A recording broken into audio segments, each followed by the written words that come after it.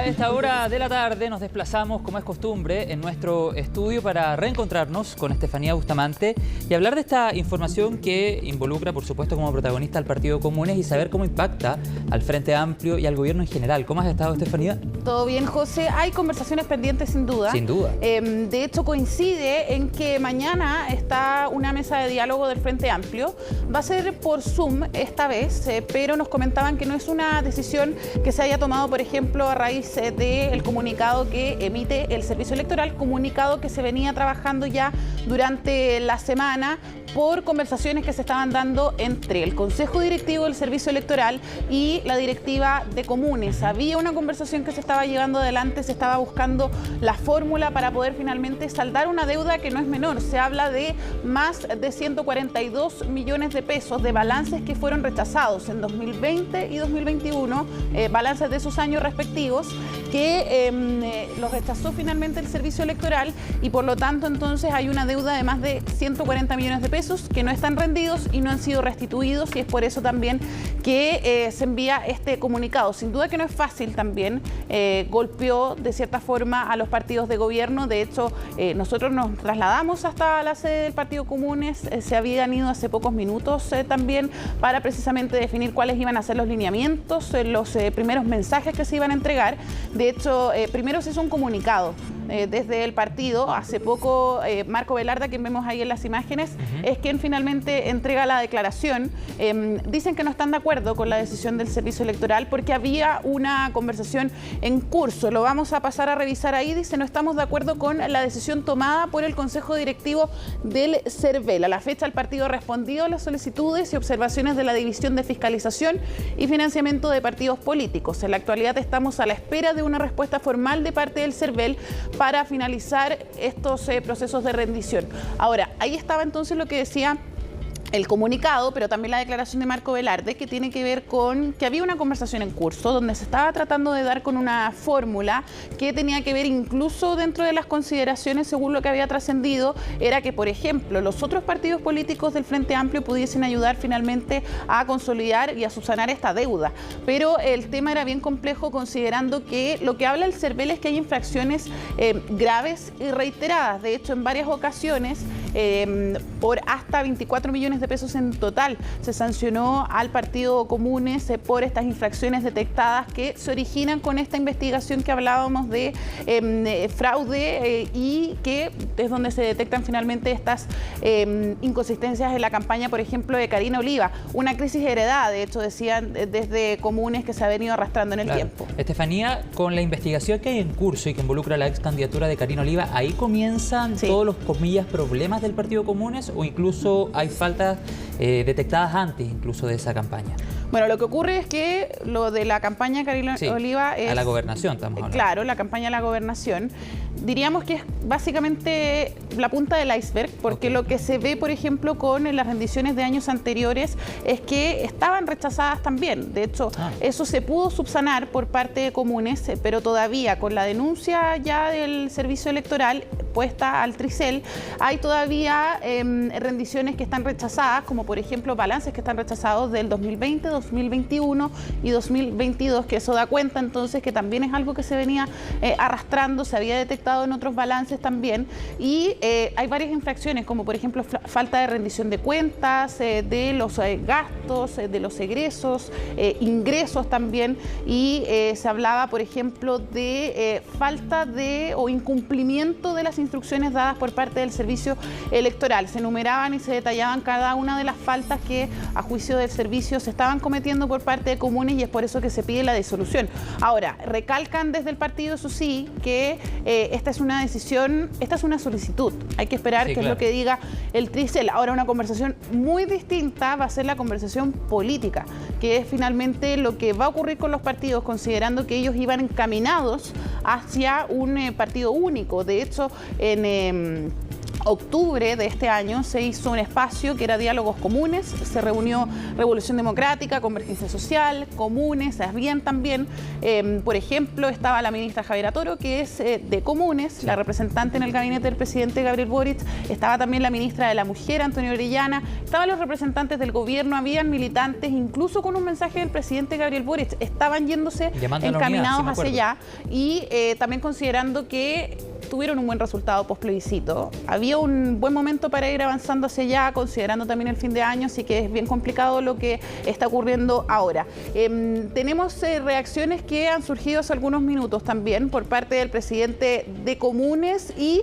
tenemos también al presidente de Revolución Democrática, Diego Vela. Pasemos a revisar también esas declaraciones. No estamos de acuerdo con la solicitud del Consejo del CERVEL de disolver el partido y vamos a hacernos parte del proceso haciendo alegato ante el Tribunal Calificador de Elecciones, presentando los antecedentes de todo lo que nosotros hemos colaborado y también presentado como informe al partido. Nos hemos hecho cargo de la situación del partido y sin duda que lo vamos a seguir haciendo. Es un compromiso que nosotros tenemos con la política, con la democracia, pero también con la ciudadanía. Entonces creo que es importante que quede claro que esta es solo una solicitud, que el partido hasta el día de hoy sigue vivo, que este es un momento difícil. Yo creo que es de los momentos más difíciles que le ha tocado vivir al partido, pero también a mí personalmente. Entonces nos vamos a hacer cargo y vamos a buscar todas las formas de superar este momento. Respetamos la institucionalidad y el pronunciamiento del CERVEL, pero también el debido proceso donde Comunes tiene la posibilidad de hacerse parte en el TRICEL, justamente para seguir aclarando, como lo ha hecho en todo momento, las observaciones que se generan y poder llegar a una definición de lo que va a suceder. En paralelo, nosotros desde el Frente Amplio hemos seguido trabajando y lo vamos a seguir haciendo. Los tiempos lo hemos coordinado con el CERVEL y ahí hemos estado avanzando en el proceso de unidad del Frente Amplio, donde la militancia de las distintas orgánicas que componen el Frente Amplio vamos a seguir siendo partícipes de esto y antes de julio, como lo definimos con el CERVEL, vamos a llegar a una definición sobre este proceso de unidad que ha abarcado discusiones y diálogo a lo largo del país. Bueno, Estefanía, vamos a quedar muy atentos a lo que pueda decir en su minuto el TRICEL, pero lo cierto es que no ha sido un año fácil, podríamos llamarlo de alguna manera, sí, para el Frente Amplio. Veíamos recién al presidente de Revolución Democrática, sabemos un partido que está siendo investigado y muy cuestionado a raíz del denominado caso Convenios. Vemos ahora lo que ha pasado con el Partido Comunes, que viene antecedido también de la investigación que involucra a su ex candidata a la gobernación metropolitana y ex candidata a senadora, me refiero a Karina Oliva. Ella ya no milita en el Partido Comunes, pero podríamos decir o definirlo como un emblema de las investigaciones que se han generado y los cuestionamientos que se han generado en torno a este partido. Claro, se abre un flanco, claro, y se reabre también considerando la situación de Revolución Democrática, también ligado a casos que no son similares, pero son casos complejos finalmente, sí, claro, para los partidos, porque no solamente son debates políticos, son casos que se están investigando por la justicia. Por lo tanto, no ha sido fácil. De hecho, esta semana se formalizó a Karina Oliva, quedó con arresto domiciliario hace unos días atrás, quedó con arresto domiciliario nocturno, sí, arraigo nacional. Ella nuevamente se le preguntaba si es que sentía que había una persecución en su contra, considerando que también hay más involucrados que fueron militantes también del Partido Comunes que están siendo investigados por la justicia. Ella decía que es un momento para... el expresidente del partido. Exactamente, y de hecho decía ella que era una oportunidad para poder explicar muchas cosas de las que se le han acusado, que no son verdad, y ha tenido que cargar con toda esa crisis. Por ejemplo, el presidente de la colectividad, Marco Velarde, precisamente porque él cuando asume este cargo venía precisamente a ordenar la casa, venía finalmente a poder ordenar lo que estaba ocurriendo. De hecho, habían conversaciones ahora particularmente con el servicio electoral para finalmente llegar con alguna fórmula que pudiese subsanar la situación. Por eso es que ahí Velarde insiste en que no está de acuerdo con la resolución que finalmente, con la solicitud que finalmente hace el servicio electoral, considerando que había una conversación en pie, considerando también que había por lo menos una conversación en curso, y eso, sí, claro, también es lo que se recalca desde la directiva del partido.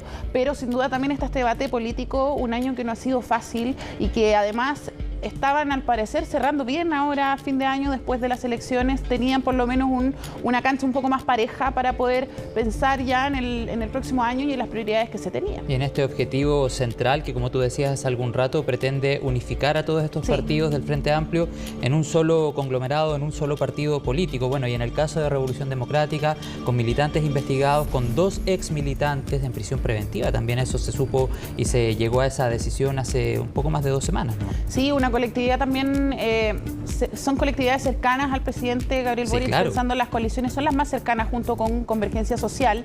Es por eso también que golpea directamente a los partidos de gobierno, ¿por qué no también al presidente? Considerando que en más de una ocasión el mandatario hizo un llamado directamente a sus partidos para poder trabajar en un camino conjunto. De hecho, yo te decía, en Diálogos Comunes, que fue este espacio creado por los partidos, se emitió un video, lo estábamos revisando ahora durante la tarde, se emitió un video del presidente haciendo este llamado para trabajar en unidad.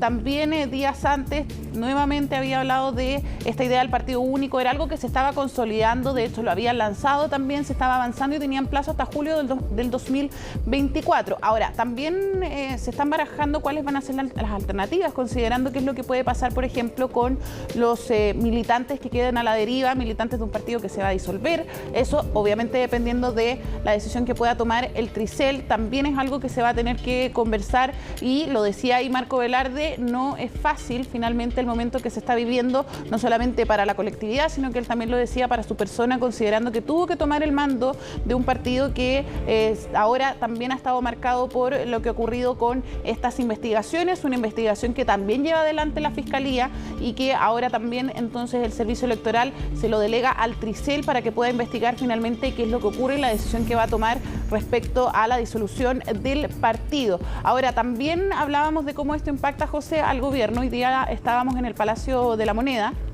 Había una vocería del ministro de las Express cuando se da a conocer este comunicado del Servicio Electoral.